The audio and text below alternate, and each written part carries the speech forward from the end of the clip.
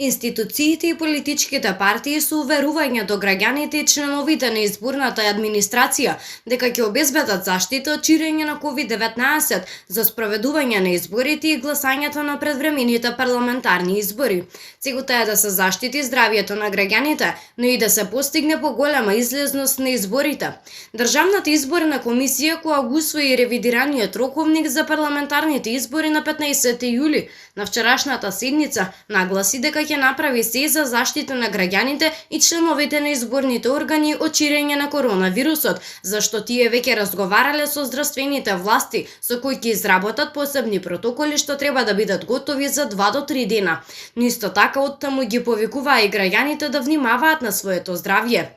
Роковникот е подготвен согласно владината уредба со законска сила, а уредбите со која, меѓу другото, се предвидува молкот да започне на 12 јули на полноќ, на 13 јули да гласаат лицата со COVID-19 во карантинни изолација, зашто ќе бидат формирани посебни избирачки одбори, составени од здравствени работници и представници на партиите, а на 14 јули другите болни затворениците кои ќе се пријават за гласање 7 дена пред денот на гласање.